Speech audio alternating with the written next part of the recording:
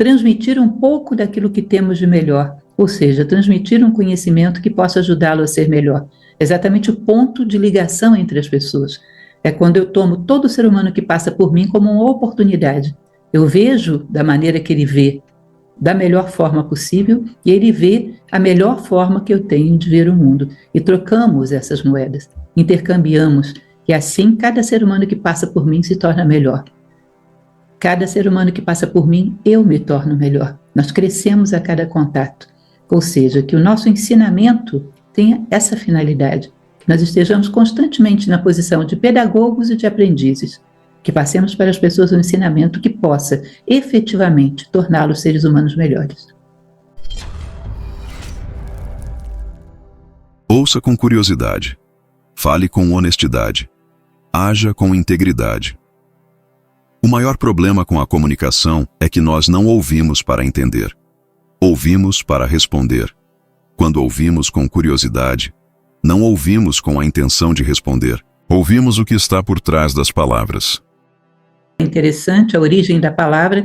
Integridade vem do latim integer, voltando um pouco mais atrás, intangere, ou seja, aquilo que não é tocado, que é a mesma raiz do tangível que a gente usa tanto. Aquilo que não é tocado, não é profanado, não foi ofendido por nenhum tipo de corrupção. Isso seria a ideia do íntegro. Sempre houve, desde as civilizações mais antigas, em algumas dessas civilizações, a ideia de que o homem veio ao mundo para construir a si próprio, que ele veio aqui para sair mais sábio, mais íntegro do que ele chegou, e que, portanto, a grande tarefa do homem é a construção de si mesmo. Nós, às vezes, pensamos que viemos construir coisas, pensamos que viemos construir naves voadoras, e a natureza já construiu planetas e cometas que voam aí para todo lado. Pensamos que viemos fazer coisas rápidas, máquinas rápidas, e, na verdade, a natureza construiu a velocidade da luz. Ou seja, nós não viemos para construir coisas. A natureza não precisa de nós para isso. Nós viemos para construir a nós mesmos como seres humanos. Então, a busca da integridade é semelhante àquilo que fazemos no corpo físico. No corpo físico, buscamos saúde, que é uma forma de integridade. Nada nos fere, nada nos polui, nada nos contamina. Essa mesma necessidade existe nos planos sutis. Existe a necessidade de integridade no plano emocional e no plano mental. Qualquer coisa que nos fere, qualquer coisa que vai contra essa nossa ideia, esse nosso princípio de humanidade, vai ser como uma pedra no sapato, progressivamente maior, quanto mais nós caímos na tentação da desintegração, da corrupção, né? Então, isso provoca um sofrimento muito grande por parte de quem o pratica. E é muito interessante que a gente mensure, às vezes, o tanto de prazer que as coisas nos trazem, o tanto de realização que alguma coisa pode nos trazer, versus o preço que ela custa, para ver se estamos fazendo um bom negócio em relação à vida. Ou seja, a integridade, ela nos dá uma paz de espírito tremenda. Você está trocando isso pelo quê? Será que vale tanta pena assim, esse algo pelo qual você está trocando?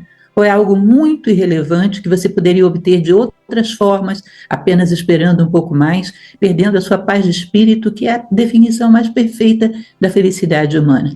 Ou seja, ter noção de que precisamos construir a nós mesmos, não viemos ao mundo prontos, que quanto mais somos fiéis a um ideal de humanismo, de integridade, de coerência, mais somos sólidos, estáveis, felizes, mais temos autocontrole, mas é necessário que a gente queira, é necessário que nós tenhamos isso como referencial. Eu quero ser um ser humano melhor do que eu sou hoje. Isso, para mim, é um quesito do qual eu não desisto, não abro mão. Eu quero fazer diferença para o mundo, para o outro, para mim mesmo. Não quero sair do mesmo tamanho que eu entrei. Esse querer é o pontapé inicial para qualquer transformação. A grandeza de um homem não está na quantidade de riqueza que ele adquire, mas em sua integridade e habilidade de afetar positivamente as pessoas ao redor. Nós temos um ambiente cultural que prima pelo êxito e não pergunta qual o preço que você pagou por ele. E isso é sério. Eu acredito que muitas pessoas têm dentro de si essa sede, uma necessidade de algo que elas não sabem exatamente o que é, uma necessidade de paz de espírito, de equilíbrio, de realização. Essas estão grávidas. E para essa, qualquer pequeno toque que você possa dar, elas facilmente trarão à luz esse comportamento mais íntegro. Já aquelas que não têm noção disso, muitas vezes não têm noção porque nunca lhes foi oferecido. Porque você pode dizer que alguém recusa a integridade se ela foi oferecida e foi, de fato, recusada. Mas, às vezes, não há dentro do campo de experiência dessa pessoa nenhuma noção de que há coisas melhores do que o êxito, que há coisas melhores do que ganhos pessoais. É uma hierarquia de valores que não foi apresentada.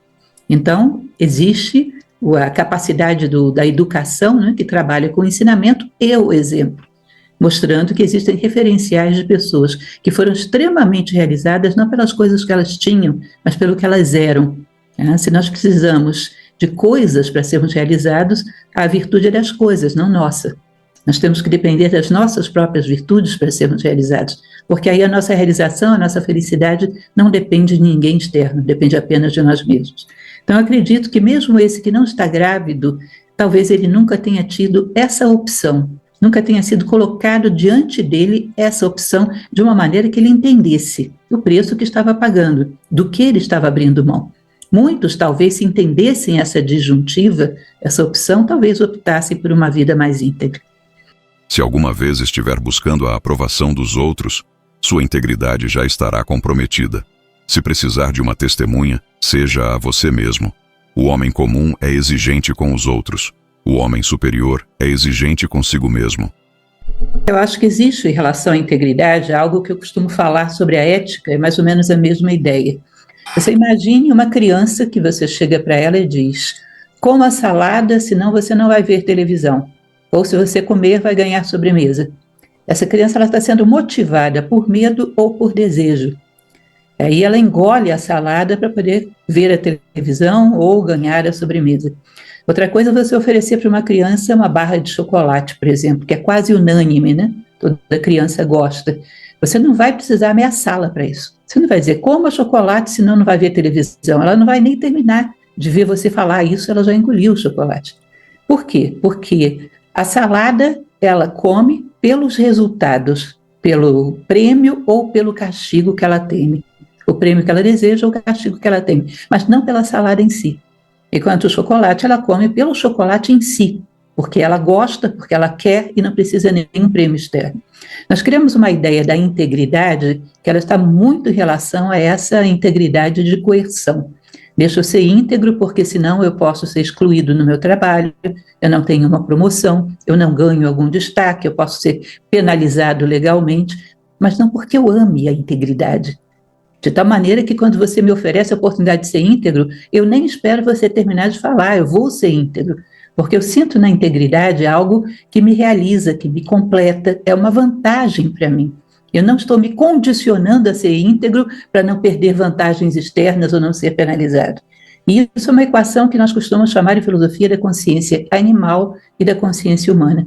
A consciência animal é essa reta horizontal que é motivada por medo e desejo. Ou seja, você quer que o cachorro venha, você oferece um petisco, ou então você ameaça com um chinelo. Ele se movimenta por medo e desejo. Mas existe uma linha horizontal, tá? Uma linha vertical, perdão, que é a linha do dever, que é a consciência humana. Faz as coisas porque ama, porque quer, porque sente que lhe completam. Então, a primeira integridade é a integridade sobre si mesmo, para que depois sejamos íntegros em relação às coisas à nossa volta. Primeira integridade temos que ter é com a nossa própria consciência humana. Eu sempre peço para as pessoas pensarem por um segundo, fazerem o exercício de imaginação e se imaginarem diante da morte, nos últimos momentos da sua vida. Que tipo de ser humano você quer ser nesse momento? O que você quer ter construído? Porque nesse momento seremos a obra-prima de toda uma vida. Você quer ter que virtudes, que tipo de comportamento? Quem é a pessoa que você quer ver nesse momento? Qual é o rastro que você quer ver quando olhar para trás? Isso é um ideal, isso é um propósito. Uma vez que uma pessoa tem um ideal, tem um propósito desse tipo, no campo do ser, uma vez que ela sabe onde ela quer chegar, as atitudes íntegras vão sempre alinhá-lo com esse ideal, vão sempre levá-lo nessa direção. Portanto, elas têm uma compensação em si. Existe um tipo de prazer na integridade, que é o prazer do preenchimento, o prazer de coincidir comigo mesmo, o prazer de ter a paz de consciência, o prazer de poder olhar nos olhos dos meus filhos quando eu os educo. Existe um prazer muito grande, me aproxima do meu ideal e, ao mesmo tempo, torna a minha vida, cada dia, um pouco mais ideal. Quando a pessoa ama a integridade, Aí esteja ou não alguém olhando, tenha ou não algum tipo de avaliação, tenha ou não algum olheiro escondido em algum lugar, ela vai ser íntegra porque ela sente isso como uma grande oportunidade, ela se realiza assim. Dentro do ambiente corporativo eu percebo isso, eu falei um pouco sobre educação e exemplo, mas não entrei muito em detalhes, que ao mesmo tempo que nós estamos dentro de uma cultura que privilegia o êxito a qualquer preço, muitas vezes, nós temos dentro de um ambiente familiar, dentro de um ambiente empresarial, uma microcultura, que pode ter a sua independência e ser totalmente diferente daquilo que a nossa macrocultura coloca como oferta. Nós podemos ter uma microcultura onde se oferece a integridade não simplesmente porque a empresa precisa de você para isso, porque não podemos ser pegos para a lei anticorrupção, ou porque não podemos ser considerados como uma empresa que não seja justa, lícita, mas porque nós queremos que você seja feliz. Você faz parte dessa empresa, nós queremos que você seja realizado, que você seja feliz. E como eu considero que a integridade traz felicidade, eu sou o primeiro a praticar. Então, esse ambiente de trabalho vai dando cada vez mais subsídios para que a pessoa perceba, para que ela tenha consciência do que a integridade pode lhe dar. Que a integridade é um bem em si, não pelo que ela vai oferecer depois ou pelo que você pode ganhar ou perder, mas em si ela é um bem. E, ao mesmo tempo, as pessoas que me conduzem são um referencial, são um exemplo vivo disso. Existe um filósofo estoico chamado Epíteto, que ele dizia que as sementes de grandeza em nós necessitam de um exemplo para florescer e germinar. Ou seja, nós precisamos de um exemplo para a construção de nós mesmos. Como um escultor que olha para uma pessoa e esculpe a pedra, ele tem um modelo para trabalhar a pedra. Nós precisamos de um modelo para trabalhar a nós mesmos. Acreditar que existem seres humanos que são íntegros e são felizes. Querer isso como objetivo da nossa vida. Ou seja, nós podemos criar uma microcultura onde nós estamos. E ali, cada vez mais, ensinar um processo educativo, onde você está sempre trazendo para essas pessoas exemplos, histórias e ensinamentos que possam fazer com que elas reflitam sobre esse assunto, sobre o que vale a pena. E, ao mesmo tempo, e mais importante ainda, aqueles que lideram têm que ser um exemplo disso, de como são felizes e realizados pelo que são. Como isso traz um tipo de satisfação que nada nem ninguém pode tirar de você. Aquilo que é realmente teu, nada nem ninguém pode tirar de você. Aquilo que se pode tirar nunca foi realmente teu, que é uma questão de tempo, você perderá. A realização que o homem tem, o preenchimento que ele tem, que a integridade é capaz de dar, nada nem ninguém pode roubar dele. Portanto, é aquilo que nós poderíamos chamar de uma riqueza real, consistente, que faz com que ele tenha base para dar respostas à vida. Diz a frase bíblica, pelas vossas obras vos conhecerei. Essa pessoa, pela maneira como ela atua na sociedade, você vê que é uma pessoa que ama a integridade. E não é simplesmente um robô que o faz para inglês ver, como costumamos dizer popularmente, por medo de ser punido ou desejo de ser recompensado. Isso, do ponto de vista filosófico, é fundamental. Caráter, honestidade e integridade são os destaques primordiais de um bom currículo. Todo o resto é passível de aprendizado. Integridade sem conhecimento é fraca e inútil, mas conhecimento sem integridade é perigoso e horrível. Que existem 3 autoridades da parte de quem comanda, do ponto de vista da liderança. Uma é a autoridade intelectual, conhecer aquilo que se quer que o outro pratique. Outra é a autoridade moral, fazer junto, que também é muito importante. E a terceira é a autoridade humana, considerar que qualquer processo, bem ou serviço que seja oferecido à sociedade não é o produto principal. O produto principal são bens e serviços bem prestados e toda a equipe que participou desse processo tendo crescido ao longo desse processo, chegando ao final mais realizada, mais feliz do que estava antes. Essa é a autoridade humana, que nesse momento é decisivo dentro do ponto de vista das empresas. Quem colocar o critério do humanismo dentro das suas repartições, dentro das suas fábricas, seja lá onde for, vai se destacar, porque é o que realmente necessitamos. Considerar que o produto de qualquer coisa que nós fazemos, a princípio, dentro de uma sociedade, é o ser humano realizado. Seja lá o que for que você tenha como finalidade empresarial, o principal produto são seres humanos realizados. Caráter é um presságio de nosso destino, e quanto maior a integridade que temos e mantemos, mais fácil e nobre este destino tem probabilidade de ser. Eu gostaria de dizer, existe uma frase que se atribui ao filósofo Sócrates, Só é útil o conhecimento que nos torna melhores. A maneira como a gente trabalha uns com os outros seja sempre no intuito de transmitir um pouco daquilo que temos de melhor, ou seja, transmitir um conhecimento que possa ajudá-lo a ser melhor. Exatamente o ponto de ligação entre as pessoas. É quando eu tomo todo ser humano que passa por mim como uma oportunidade. Eu vejo da maneira que ele vê, da melhor forma possível, e ele vê a melhor forma que eu tenho de ver o mundo. E trocamos essas moedas, intercambiamos, e assim cada ser humano que passa por mim se torna melhor. Cada ser humano que passa por mim, eu me torno melhor. Nós crescemos a cada contato. Ou seja, que o nosso ensinamento tenha essa finalidade, que nós estejamos constantemente na posição de pedagogos e de aprendizes, que passemos para as pessoas um ensinamento que possa efetivamente torná-los seres humanos melhores.